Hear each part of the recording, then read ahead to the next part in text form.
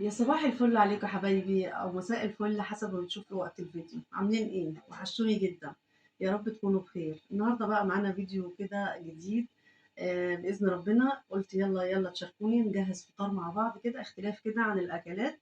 قلنا النهارده نعمل ايه؟ تشاركوني وانا بجهز فطار للولاد. يا رب الفطار النهارده يعجبكم والفيديو بتاع النهارده يعجبكم. يلا بينا ندخل نجهز الفطار مع بعض يا حبايبي. معانا هنا يا حبايبي كده خيار وقوطة وفلفل، نعمل كده طبق كده حلو يفتح نفسنا جنب الفطار. نجيب الخيار ونقطع،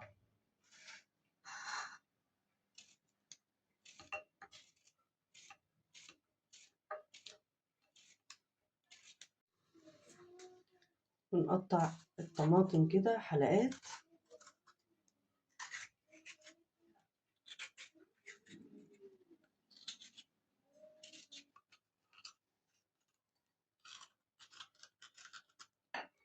التقطيع اللي انت عايزاها، شرايح دواير. بقى بيحب الفلفل الأخضر ده زيي. على قد ما بنقدر بنعمل يعني خضار أو حاجات كده بتبقى مفيدة لولادنا ولينا. أنا هعمل كده حاجة يعني إيه للقوطة بتاعتي. أنا جبت كده يعني فصين توم كده دقاهم، وهحط عليهم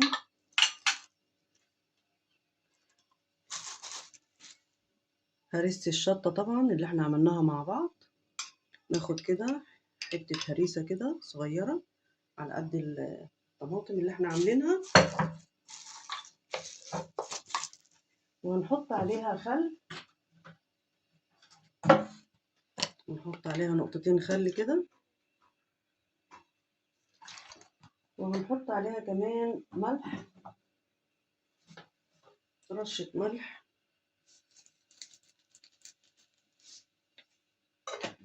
وهنقلب كل كده ده مع بعض كده.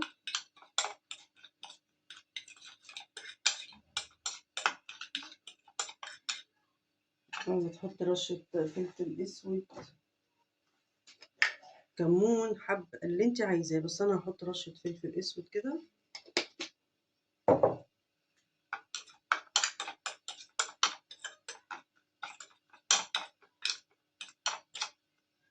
وهحط كل الدقة كده الجميلة دي كده.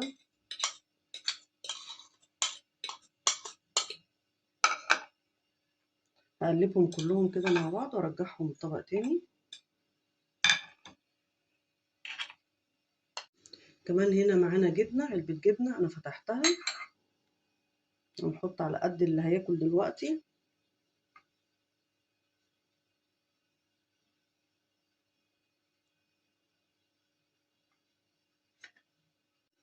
وكمان معانا جبنة براميلي، انا الصراحة بحب الجبنة البراميلي. هما بيحبوا الجبنة العلب وانا بحب الجبنة البراميلي. حط كده منها.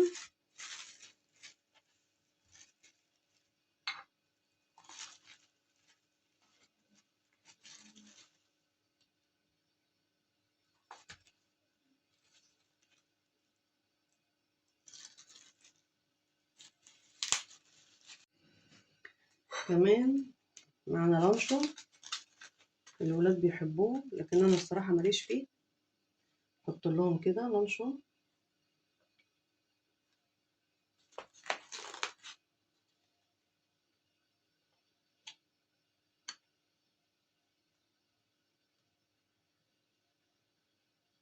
وكمان معانا بيض، انا سلقت بيض كده. طبعا اللي عندي مش كلهم بياكلوا البيض المسلوق، فانا عملت كده سلقت على قد اللي هياكل. سلقته وحطيت له كده رشة ملح وكمان ممكن نقطة خل.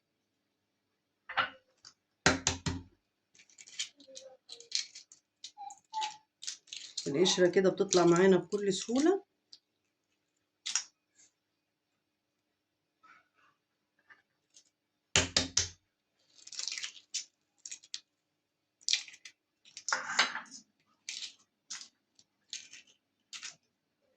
بالشكل ده يا حبايبي. احنا بنحاول يعني ايه نفتح نفسنا، افتح نفسهم كده على الاكل. طبعا لازم الفول. انا عندي جوزي بيحب الفول جدا، فطبعا عامله الفول في البيت عندي.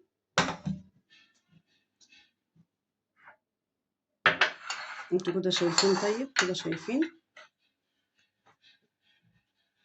طبعا انا سخنت الفول وحطيت له ملح وخل. لا إيه.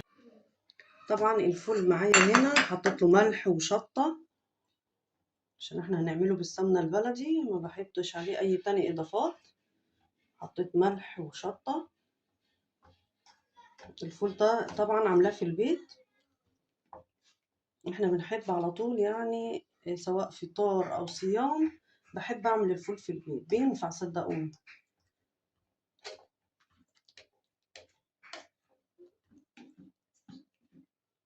نحب نهرسه كده.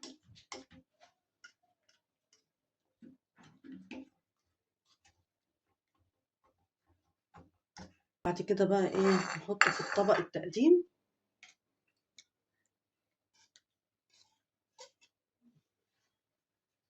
نحط طبق تاني.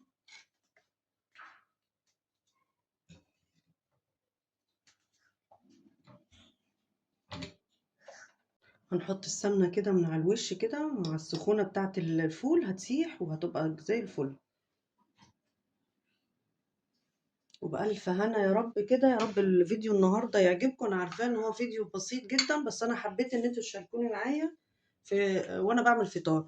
وكمان طبعا العيش البلدي بتاعنا، العيش بتاعنا الجميل ده. نسينا البصل، نسينا البصل. البصل مفيد جدا طبعا، ومضاد حيوي حلو جدا. فبنحب بقى ايه، نقطع بصل كده. مين بيحب البصل بقى قولولي.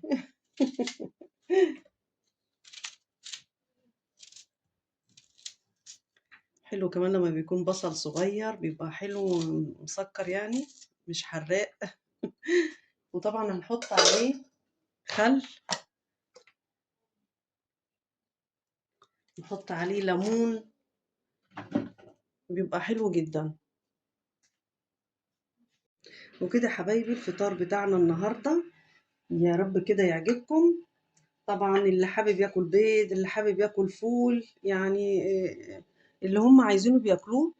وطبعا انا عارفه ان هو فيديو بسيط كده، بس انا حبيت ان انتوا تشاركوني النهارده في الفطار وانا بعمل الفطار.